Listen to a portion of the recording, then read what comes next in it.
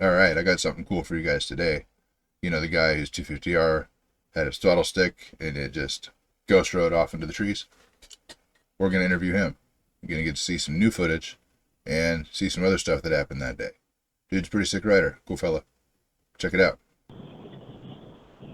I guess you want to just start off by telling us what happened leading up to the throttle incident and how Yeah, it got so stuck and everything. the quad was just recently purchased. I think I maybe had it in my possession for 36 hours.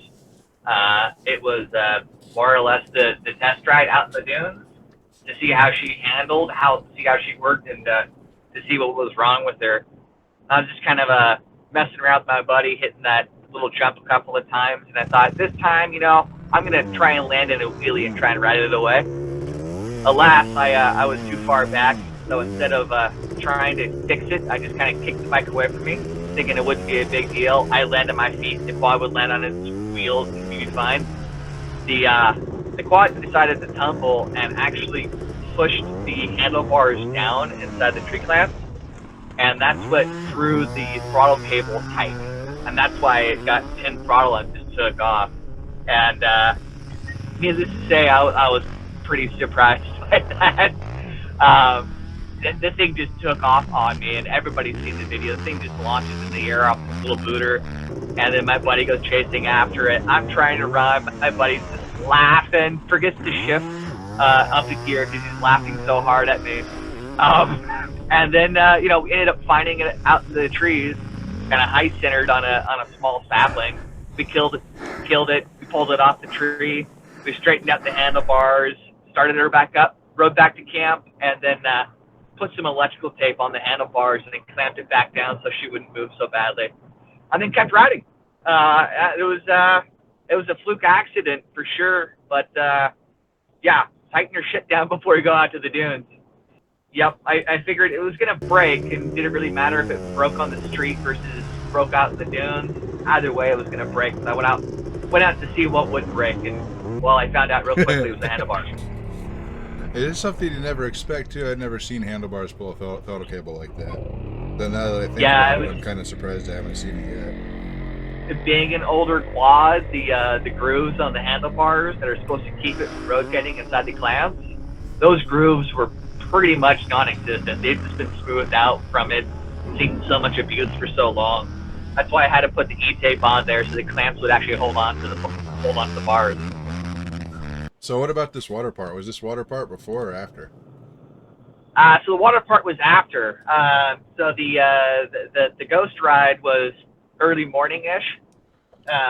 Later on in the afternoon, after lunch, a handful of drinks was the swim. So So that we were was out all the there. same day. You know, I better you stop laughing at me, but that's not you. Yeah, all the same day. Wild. Yeah, yeah. That quad went through the ringer, that's for sure. She Dude, was you road did hard too. What a way day. wet one often. But hey, she kept running. That was a beautiful thing about that quad. But then we were out in Florence in September, and it had rained pretty bad. So there was that big puddle there by the forest island. And my buddy and I were trying to see who could side hill and get the closest to the water. And he was just ahead of me. And we're side hilling. We're getting down pretty low, maybe a foot to 2 foot away from the water, judging by the lines that we looked at afterwards. But he kept up kind of a good little rut. My wheel got stuck in it, and it just threw me sideways, and I just splashed right into the water. I didn't hit it hard. I didn't hit it fast. It wasn't some crazy big crash, but it still made me swim with the quad upside down 120 feet to a flattish area to where I could push the quad out. And man, I'll be honest, that quad, I pulled out the spark plug, I turned the fuel off, I kicked her over probably 24 or so times, put the spark plug back in, turned the fuel back on, kicked her over 3 more times. She just started right up, and I rode her for the rest of the weekend. Uh, that quad was just an absolute champ. Really missed that quad.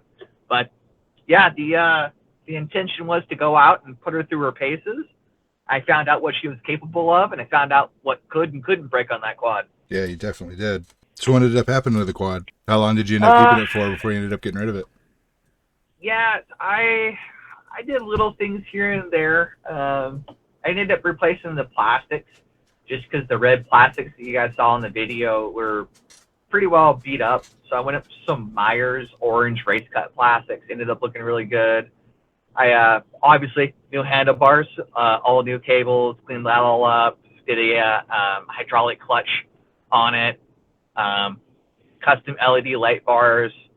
I loved that quad. I put a lot of hours on that quad riding.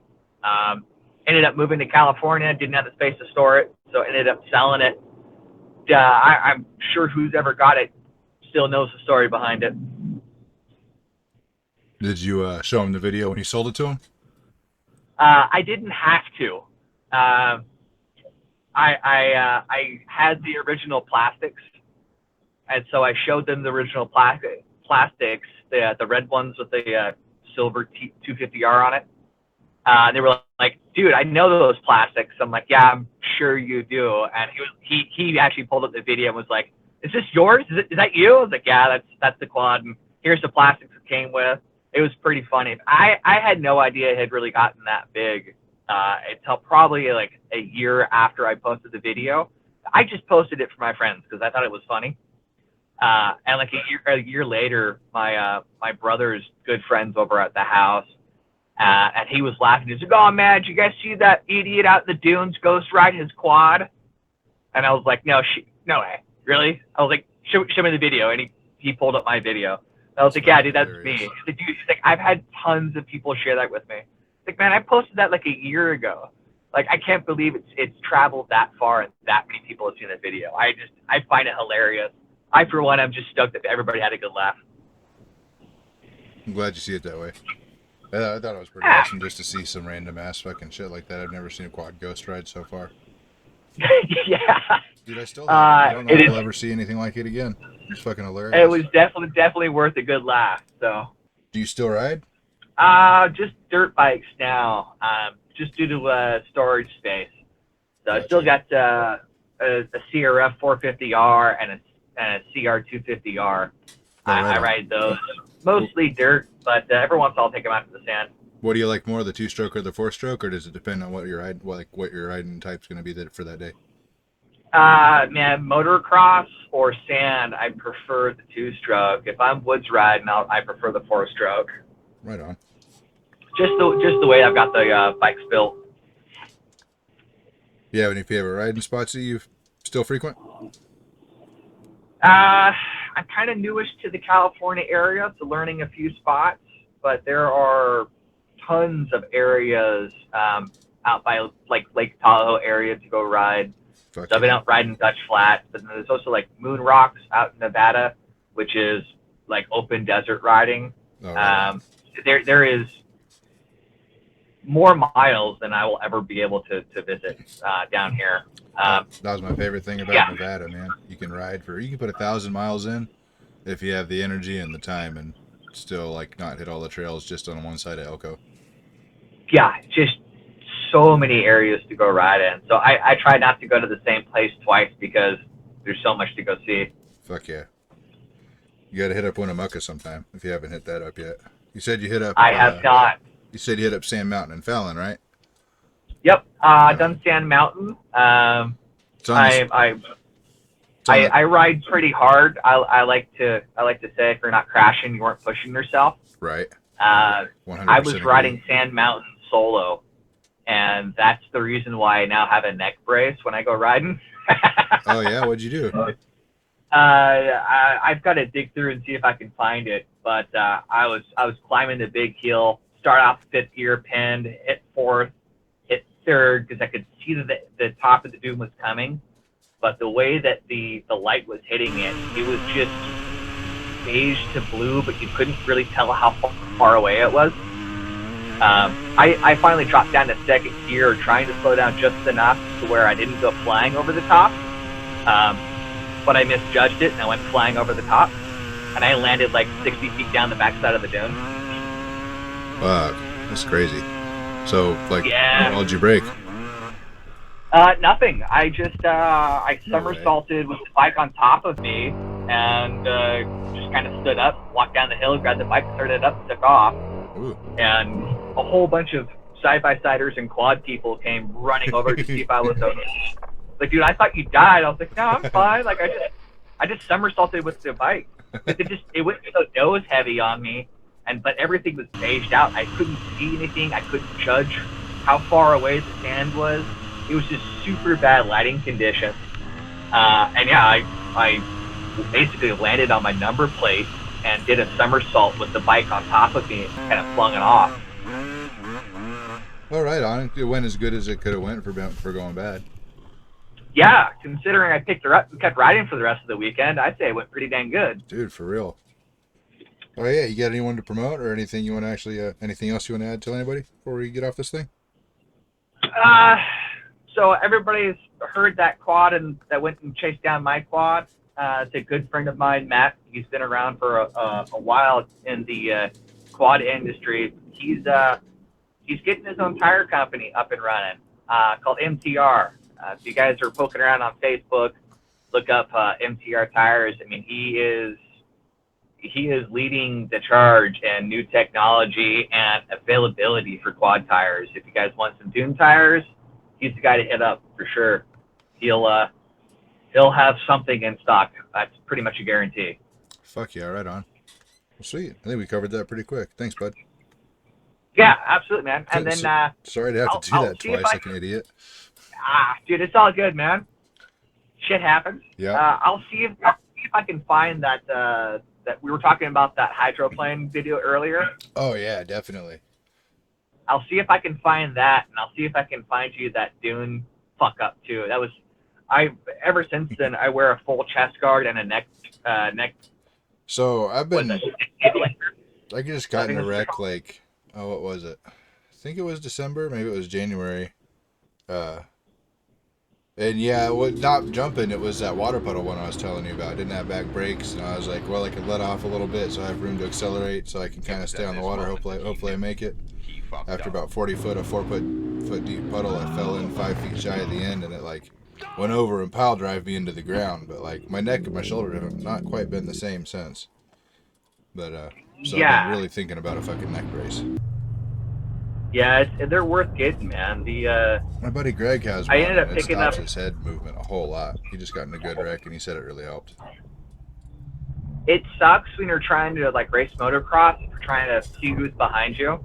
But if all you're doing is out riding in the dunes or trail riding, where you're not really worried about that, like it's a huge benefit. I do a ton of solo riding, so I try and gear up myself enough to where if I wreck, I'm not killing myself out in the woods for myself. Dude, yeah, I totally understand. I solo, so my riding thing started in Alaska when I was like 10. And then from 10 to like 16, I never had a riding buddy. And then very infrequently from like 16 to like my early 20s. I've only really had a riding buddies the last like 5 years, really. Riding solo all over the country. So I totally understand the fear of getting something broken so bad you can't get yourself back. Yeah, there's something that makes you realize after that first wreck that I could break a leg out here, and a broken leg out here would all of a sudden turn into me dying out in the woods. Exactly. Yep. Like that's a big fucking deal. Dude, and it's a long, slow death too. That wouldn't be fun.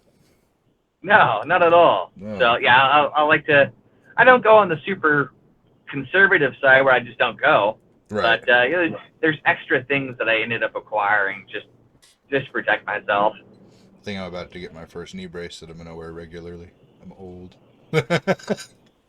Yeah. They make some really nice knee braces where all of the spring apparatus and hinge is just on the outside, so the inside of your knee is still free to hug the tank. Sure. Once again, back to my buddy Greg. He just got his ACL like replaced with like one from a cadaver or some shit. And, yeah, he's the bionic man now. He's got that, and he's got some metal rod or some shit, if I remember right, or something else. He's got a bunch of things in his leg, but so he relies kind of on the knee brace to keep him from like re-injuring. And yeah, he's got one I want to get. I can't remember the name of it. Cool. Well, I think we covered everything. Put together something cool out of this. Thanks, bud, for redoing this with me. Yeah, no worries. And like I said, I'll try and find those other videos and kick those off to you. Yeah, let me know. All right, I'll talk All to you right. later, brother. You have a good day. Take care, man. Bye. All right, so here's some of that footage. Here's him hydroplaning, and, well, he halfway makes it. Check it out.